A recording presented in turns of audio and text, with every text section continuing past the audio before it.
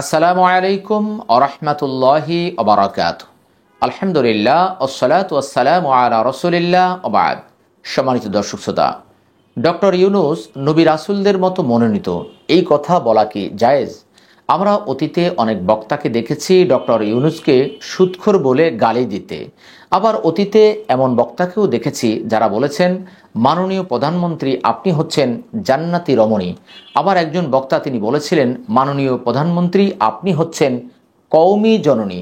বর্তমানেও একজন বক্তা ডক্টর ইউনূসের প্রশংসা করতে গিয়ে তিনি বলেছেন যে ডক্টর ইউনূস হচ্ছে আল্লাহ কর্তৃক নবী রাসূলদের মতো মনোনীত, তাকে পদচ্যুত করা সম্পূর্ণরূপে হারাম একটি কাজ। নাউযু বিল্লাহ মাআযাল্লাহ আউযু বিল্লাহি আন আকুনা মিনাল জাহিলিন। এই জাতীয় কথা বলা কোরআন সুন্নাহর সাথে সম্পূর্ণরূপে সাংঘর্ষিক একটি বিষয়। আসুন আমরা দেখি এই বিষয়ে আল্লাহ তাআলা কোরআনে কি বলেছেন। আল্লাহ তাআলা মনোনীত এই কথাটি দুই অর্থে কোরআনে ব্যবহার করেছেন। একটি হচ্ছে নবী রাসূলরা মনোনীত, আরেকটি হচ্ছে সাধারণ মানুষও আল্লাহ কর্তৃক মনোনীত।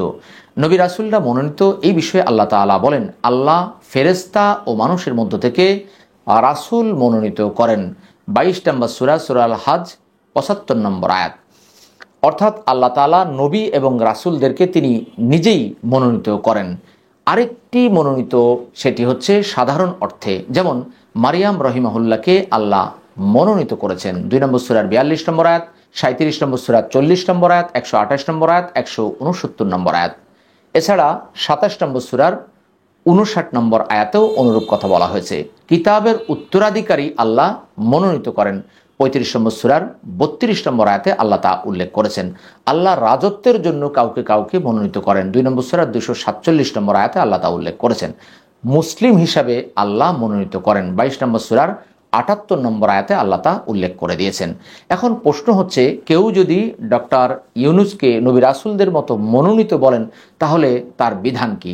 কেউ যদি এই কথা বলেন তাহলে এটি একটি কুফরি কথা, কেননা নবী রাসূলরা যে অর্থে মনোনীত সাধারণ মানুষ সে অর্থে মনোনীত নয়। নবী রাসূলরা মৃত্যু পর্যন্ত আল্লাহ কর্তৃক মনোনীত হন এবং তাদের ভুল ত্রুটি যেগুলো রয়েছে আল্লাহ সংশোধন করে দেন। তাদের ভুলের উপর আল্লাহ তাদেরকে অটল অনড় অবিচল রাখেন না। কিন্তু সাধারণ মানুষ যারা মনোনীত হন রাজত্বের জন্য বিভিন্নভাবে, তাদের এই মনোনীতটা অল্প সময়ের জন্য।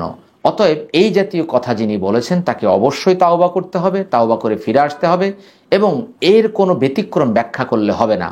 আমরা অনেক সময় দেখি যে আমাদের দেশে বিভিন্ন দল, বিভিন্ন গ্রুপ, বিভিন্ন মত রয়েছে, বিভিন্ন ফেরকা রয়েছে, যার কারণে আমার দলের কেউ যদি এমন ভুল কথা বলেন আমি সেটা সাপোর্ট করি, কিন্তু অন্য দলের কেউ যদি ভুল কথা বলেন আমি সেটা সাপোর্ট করি না। মূলত কে কোন দলের, কে কোন গ্রুপের, কে কোন মতের, কে মুহাদ্দিস, কে মুফাসসির, আমরা সেদিকে লক্ষ্য না করে আমরা যদি দেখি যে কে কোরআন সুন্নাহর সাথে সাংঘর্ষিক কথা বলছে, কেউ যদি কোরআন সুন্নাহর সাথে সাংঘর্ষিক কথা বলে, সে যত বড় মুহাদ্দিস হোক, যত বড় মুফতি হোক, তাহলে তার কথা আস্থা করে নিক্ষেপ করতে হবে।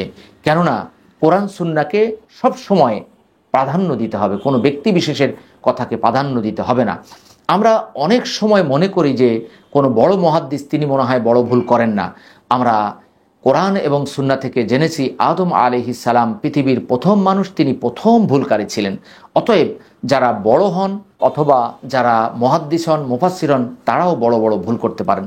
আল্লাহ তাআলা এই জাতীয় কথা থেকে, এই জাতীয় কর্মকাণ্ড থেকে আমাদেরকে ফিরে আসার তৌফিক দান করুক এবং এই জাতীয় মানুষের অনুকরণ করা থেকেও আমরা যেন দূরে থাকতে পারি। আল্লাহ তাআলা সেই তৌফিক আমাদের সকলকে দান করুক।